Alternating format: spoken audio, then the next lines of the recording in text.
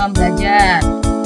Masih siap dong. Oke, hari ini kita mau belajar materi awal kelas 9 di semester 1. Nah, kira-kira kita mau belajar apa sih hari ini? Jadi jangan lupa sambil disiapin ya alat tulis kalian dan buku-buku paket kalian atau buku tulis dan buku LKS-nya. Tapi ada syaratnya nih, sebelum kita memulai pembelajaran, kalian harus like and subscribe dulu dong channel Mulia. Oke? Jangan sampai lupa. Oke, lanjut. Nah, sebelum masuk ke materi pembelajaran, kalian harus tahu dulu ada poin-poin penting di sini. Yang pertama ada standar kompetensi, yang kedua ada kompetensi dasar, yang ketiga ada indikator pembelajaran, yang keempat ada tujuan pembelajarannya. Jadi kita harus tahu dulu 4 poin ini ya. Yang pertama ada standar kompetensinya dulu. Di sini standar kompetensinya yaitu memahami berbagai sistem di dalam kehidupan manusia. Lanjut, yang kedua ada kompetensi dasarnya.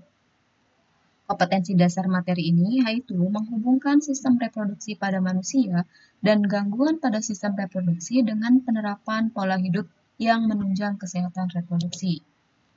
Kemudian yang ketiga, indikator pembelajarannya, yaitu yang pertama, mengetahui tujuan dari pembelahan sel. Yang kedua, mengetahui jenis-jenis pembelahan sel. Yang ketiga, menjelaskan dengan gambar bagian organ reproduksi pria dan wanita beserta fungsinya. Yang keempat, menjelaskan proses pembentukan sel gamet atau gametogenesis. Yang kelima, menjelaskan proses siklus menstruasi. Yang keenam, mengetahui penyakit yang menyerang sistem reproduksi. Jadi ada 6 indikator pembelajarannya. Dan yang terakhir, tujuan pembelajaran materi sistem reproduksi, yaitu yang pertama, siswa dapat mengidentifikasi pembelahan mitosis dan meiosis melalui pengamatan carta atau gambar dari pembelahan sel. Yang kedua, siswa dapat mengidentifikasi organ-organ penyusun sistem reproduksi pada laki-laki dan perempuan beserta fungsinya.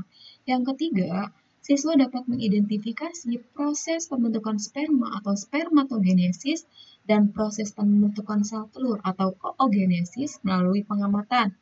Kemudian yang keempat, siswa dapat menjelaskan siklus menstruasi yang terjadi pada dinding rahim atau dinding endometrium.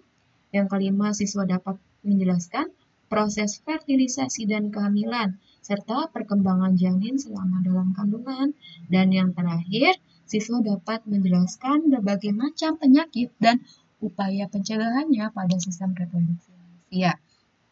Jadi, kalian harus tahu dulu 4 poin di dalam materi ini.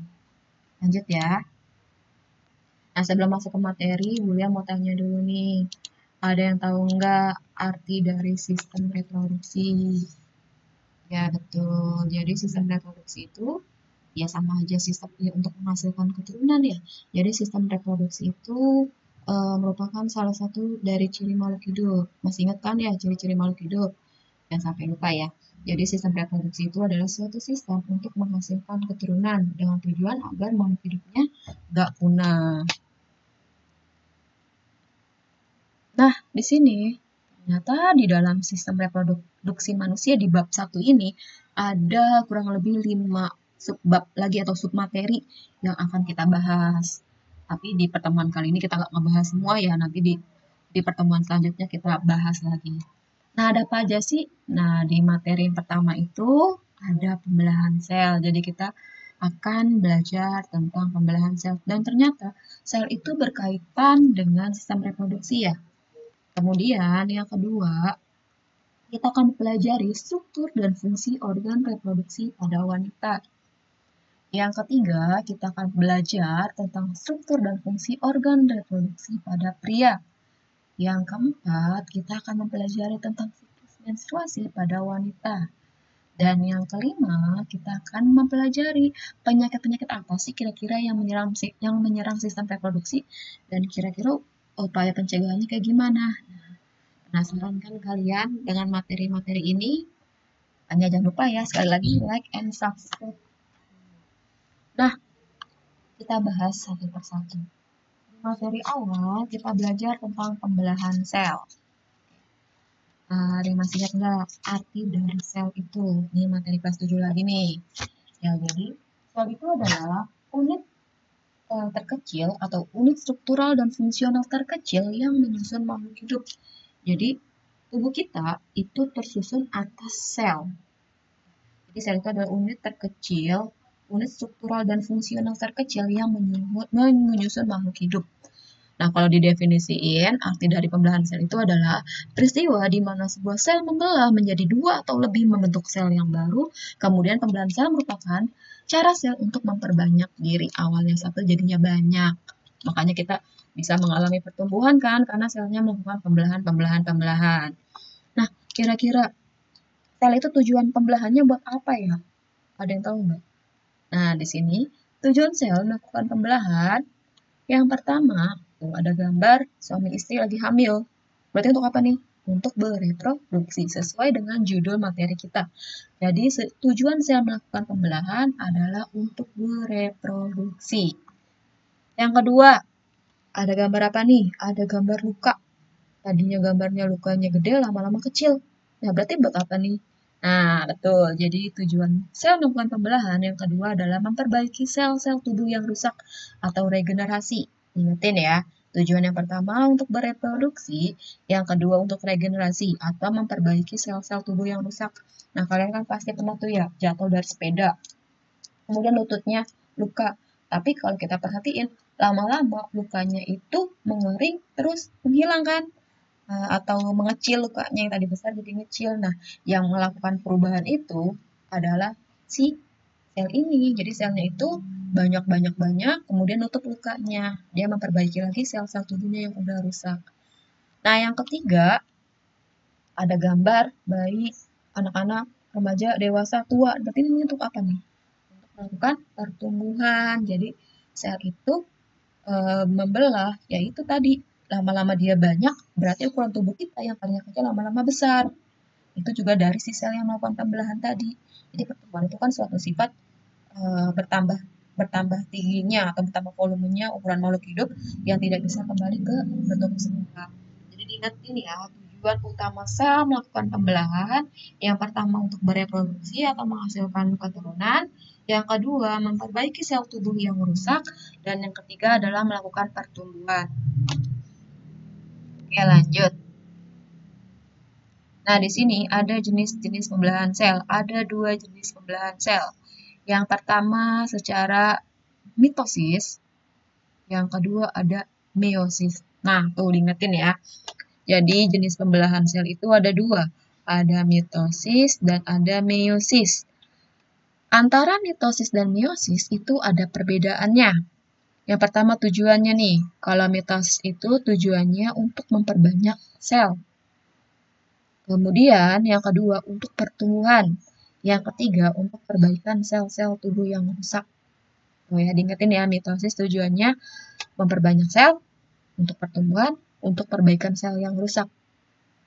Kalau meiosis tujuannya dia adalah agar generasi berikutnya mempunyai jumlah kromosom yang tetap. Jadi meiosis itu lebih ke mempertahankan jumlah kromosomnya biar dia tetap. Ya. Kemudian tempat terjadi pembelahannya. Kalau mitosis dia terjadinya di dalam sel tubuh kita atau somatik.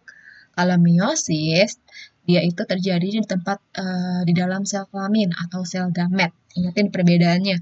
Mitosis di dalam sel tubuh, meiosis di dalam sel kelamin. Kemudian, kalau mitosis, tahapan pembelahannya itu terjadi sebanyak 1 kali. Kalau meiosis, tahap pembelahannya itu sebanyak 2 kali. Ingatin ya, mitosis 1 kali tahapannya, kalau meiosis 2 kali. Jumlah sel anak yang dihasilkan kalau mitosis 2 sel anak. Jadi ketika 1 kali membelah, dia menghasilkan 2 sel anak. Kalau meiosis 2 kali membelah, ya dia berarti 2 kali lipatnya, 4 sel anaknya. Kemudian yang terakhir perbedaannya sifatnya. Kalau mitosis sama dengan sel induknya atau diploid atau 2N, kalau meiosis itu tidak identik dengan sel induknya atau setengah dari sel induknya ya. Atau dia nama lainnya adalah haploid atau N. Ingatnya perbedaannya ya. Nah, ini contoh gambar dari pembelahan selnya. Yang ini mitosis tuh. Jadi dari satu sel induk dia menghasilkan 2 sel anakan. Kalau meiosis 1 sel induk dia menghasilkan 4 sel anakan. Kenapa bisa 4? Karena dia melakukan 2 kali tahapannya. Oke? Nah, kira-kira tahapannya ada apa aja tuh? Nah, di sini ada 4 gambar ya. Gambar apa nih? Nah, di sini ada tahapan pembelahan sel. Tadi diingetin ya, mitosis 1 kali tahap, meiosis 2 kali tahap. Nah, ternyata tahapannya itu ada 4 jenisnya tuh, guys. Apa aja tuh tahapannya? Nah, di sini Bulia ngasih singkatannya biar kalian nggak ketuker. Singkatannya itu promeante. Ingat, jangan ditukar-tukar ya urutannya. Promeante. Satu tahapannya itu promeante. Kalau 2 tahapan, berarti udah promeante, dia balik lagi promeante lagi. Tadi simiosis kan 2 kali tuh ya. Pro yang pertama apa tuh? Yang pertama, pro itu adalah profase. Ini contoh gambarnya. Nanti penjelasannya di slide berikutnya ya. Yang kedua, me. Itu singkatan dari metafase. Ini contoh gambarnya. Kita lihat videonya. Tuh. Yang ketiga, an. An itu kepanjangan dari anafase. Ini contoh gambarnya. Yang terakhir, T. Kepanjangan dari telofase. Ini contoh gambarnya. Jadi satu gambar ini saling berkaitan. Ingat tahapannya. Promeante. Profase, metafase, anafase, dan telofase. Nah, ini penjelasannya. Diingetin promeante. Oke. Pro, yang pertama profase. Nah, kita perhatikan gambarnya. Di sini udah boleh deskripsiin artinya. Jadi di tahap profase, jadi ini adalah contoh gambar sel. Di dalam sel itu ada namanya inti sel. Di dalam inti sel itu ada yang namanya membran inti. Nah, ini ya membran intinya. Di sini penjelasannya membran intinya mulai rusak. Nah, ini membran inti. Ternyata di dalam membran inti ada benang kromatin yang memadat menjadi kromosom. Jadi yang XX ini adalah kromosom. Nanti belajar di bab 3. Nah, kemudian terbentuk gelendong pembelahan atau sentrosom atau sentriol yang memiliki benang spindle nih yang namanya sentrosom. Jadi di dalam sel ini ada membran intinya, kemudian nanti di sini membran intinya akan pecah. Kalau dia pecah, nanti kan si X-nya atau si kromosomnya akan keluar ya. Nah, si sentriolnya nanti akan bergerak nih. Tadinya kan dia nempel, dia akan menjauh. Kita lihat gambarnya ya. Jadi di sini membran intinya mulai merusak, kemudian benang kromatinnya akan menjadi kromosom si X, kemudian si sentrosomnya akan membentuk benang-benang spindle. Setelah membentuk tahap ini, kemudian dia masuk ke tahap kedua, pro-me. Ada metafase. Nah ini gambarnya tuh. Penjelasannya apa tuh? Kita lihat ya. Penjelasannya sini tadi si sentrosom atau sentriolnya dia akan membentuk benang spindle nih, benang-benang spindlenya. Nah, tadinya dia deketan, dia akan menuju kutub yang berlawanan. Kita lihat lagi gambarnya. Nah, tadi membran intinya kan pecah ya. Tadi Bunda udah bilang si X-nya ini akan keluar kromosomnya. Jadi, ketika udah pecah membran intinya berarti kan udah nggak ada tuh. Nah, kromosomnya nanti akan keluar dan dia akan bergerak berjejer di tengah-tengah atau di bidang ekuator di benang spindle sentrosomnya ini. Jadi lihat tuh, kromosomnya akan berjejer di bidang ekuator. Oke, setelah kromosomnya berjejer di bidang ekuator atau di tengah-tengah, nanti dia masuk ke tahap ketiga, an, kepanjangan dari anafase. Nah, di sini deskripsinya, tahap anafase ini, kromosomnya yang tadi si X-nya di tengah-tengah, silangnya di tengah-tengah. Nah, di sini kromosomnya itu akan saling memisahkan diri. Dia akan tertarik menuju kutub yang berlawanan. Yang satu akan tertarik ke kiri, yang satunya tertarik ke kanan. Kita lihat gambarnya ya. Tuh. Jadi si sentrosomnya ini akan menarik kromosomnya. Tertarik yang satu ke kiri, yang satunya ke kanan. Kayak diingetin gambarnya. Profase gambarnya kayak gini, dia ngumpul semua. Metafasenya kromosomnya bergerak adanya di tengah-tengah berjejer di bidang ekuator. Kalau anafase kromosomnya ketarik ke kutub kiri dan ke kutub yang kanan. Kemudian tahap terakhirnya tahap telofase. Nah di sini karena dia udah ketarik ke kiri dan ke kanan, nanti dia akan membentuk sel yang baru. Tuh. Jadi di sini membran intinya mulai terbentuk kembali. Kemudian akan terbentuk dua sel anakan. Kita lihat gambarnya ya. Tuh, tadi kromosom yang udah ketarik ke kiri sama ke kanan, nanti dia akan ngebentuk sel yang baru dan membran intinya mulai terbentuk lagi. Si kromosomnya tadi udah ketarik, berarti kan dia udah nggak X yang nggak silang. Jadi dia kayak gini, kayak benang-benang kromatin tadi. Oke, jadi tahap pembelahan tahap pembelahan yang ini, satu kali tahap pembelahan dia menghasilkan dua sel anakan. Tadi tahap apa yuk? Pembelahan secara apa yang menghasilkan dua sel anakan? Ya, betul mitosis. Gimana Bu Lia kalau yang meiosis? Tadi katanya dia 4 sel anakan. Nah, kalau meiosis setelah mengalami tahap telofase ini yang udah hasilnya 2 ini, dia akan kembali lagi ke tahap profase. Jadi masing-masing sel ini, 2 sel ini akan ngebentuk profase yang kedua. Yang satunya juga ngebentuk profase yang kedua. Kemudian dia sama melakukan metafase, namanya metafase 2. Jadi masing-masing 2 sel ini melakukan 2 kali kayak gini. Kemudian dia membentuk tahapan anafase. Dia gambarnya kromosomnya ke kiri dan ke kanan sama yang ini juga. Nah, nanti masing-masing sel ini akan membentuk 2 lagi. Jadi hasilnya ada 4. Tuh, kalau yang meiyosisnya. Nanti ya. Ini kalau di gambarnya tuh profase, si membran intinya mulai rusak, kromatinnya akan memadat jadi kromosom. Nah, ini sentrosomnya akan membentuk benang spindle nih. Nanti dia pecah, kromosomnya akan keluar. Karena udah keluar berarti membran intinya udah nggak ada. Nanti kromosomnya akan berjejer di bidang ekuator atau bidang pembelahan. Tadi sentrosomnya kan bergerak menuju kutub yang berlawanan ya. Si X-nya ini akan ada di tengah-tengah. Setelah udah ada di tengah-tengah, dia masuk ke tahap anafase. Masing-masing kromosom akan tertarik di kutub yang berlawanan sama si sentrosomnya. Kemudian ketika dia udah tertarik, dia akan membentuk sel yang baru atau dua sel anakan. Nah, ini contoh gambarnya, ini yang atas. Tuh, 1 sel jadi 2 sel. Yang ini 2 sel jadi 4 sel. Jadi yang ini ada tahap mitosisnya. 1 sel menghasilkan 2 sel anakan. Nah, kalau ini atas sama bawah, campurannya ini meiyosisnya. Setelah mengalami tahap ini, dia lanjut ke tahap ini. Sampai sini ada yang mau tanya dulu nggak? Nah, karena waktunya udah habis, kita masuk di pertemuan kedua di minggu selanjutnya ya.